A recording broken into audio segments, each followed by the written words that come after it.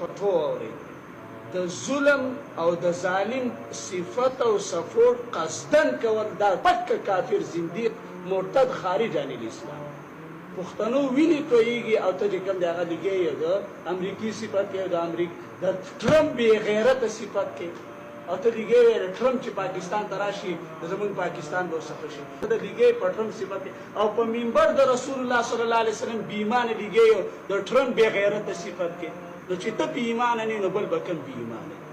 ستا په ایمان کې ذره برابر ستا په کفر کې ذره برابر شک نشته. بسم الله الرحمن الرحیم. عزتمند زما دا ویډیو ډیر ضروری ده. دغه خنثی مشکل پنځپيري نظیر مولا ته ورسوي. دا خنثی مشکل د شیخ سے په باره کې وایي چې څوک د ظالم او د ظلم صفت کوي نو دغه خارج عن الاسلام دی او د په کفر کې شک نشته دی او ذره برابر پدې کې ایمان نشته دی او تا د ټرمپ او د ظالم او د امریکای صفت کړی دی نو لہذا ته د اسلام نه خارج پتا کې ذره برابر ایمان نشته دی. نو دغه خنثی مشکل پنځپيري ته وایم چې داغه حدیث مطابق چې خپل مسلمان ورته څوک هغه کافر وای نو ته په خپل کافر کېږي. بل خبره شیخ صاحب چې کوم دی دا امریکای صفت نه دی کړی او نه د ټرمپ صفت کړی دی تا ول شیخ صاحب دا بیان پوره ووه بیا خوله وازه وچغې وهه دغه مردار کړي خدای غر کې ټرمپ دی که ډرم دی دا خدای غر که دا جنجال ټول دې سپیره جوړ کړی دی حرامي د مسلمانانو په سر اورونه بل کړي دی دا شکر دی چې دغه حرامي نن پاکستان ته محتاج دغه رزیل نو نن هغه هم وایي در پاکستان شکریا ده خبره نورم جوړېدو والا دی وي زم پاکستان ته را روان نو ښه ده چې راشي د پاکستان عزت کوو چې خو ډېر پلیت قدم دی نو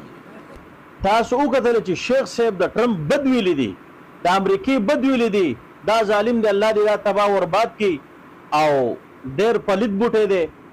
نو شیخ صاحب خو ستا د پلار د دغه امریکای او د ټرمپ بد ویلی دي د دغه ظالم مې بد ویلی د هغې کله صفت کړی دی چې دغلته ناست او چغې دې شروع کړي دي خلک د اسلام نه بهر کې چې د ټرمپ صفت کړی دی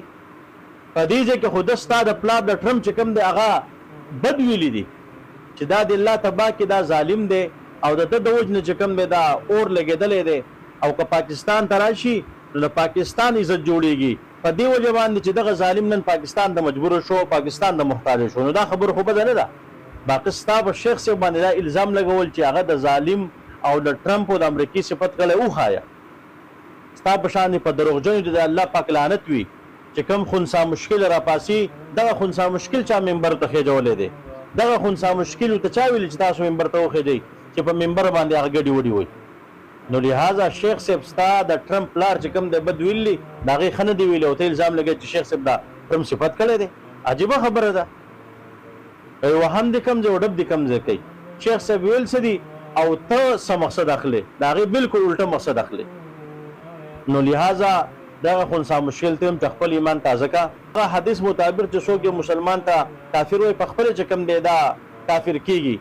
نو لہذا اول خو ته چې کوم دی د خپل ایمان تجدید وکړه او د نکاح تجدید وکړه بیا چې کوم دی راځه په شیخ صاحب پسې خبرې کوه هغه د اسلام نه خارجه وه ستا په شان خنثی مشکل او ګل چاهت ته نه دي پکار چې هغه منبر ته وخېږي او ګډې وډې وایي او خلک په فتنه کې چې کوم دی واقع کړي نو زما دا ویډیو دغه خنثی مشکل پنځپيري ګل چاهت ته ورسوئ الله رب عزت موږ د نیک عمل توفیق راکړي او الله رب عزت موږ د خپل نافرمانۍ نه وساتي وما علينا الا البلاغ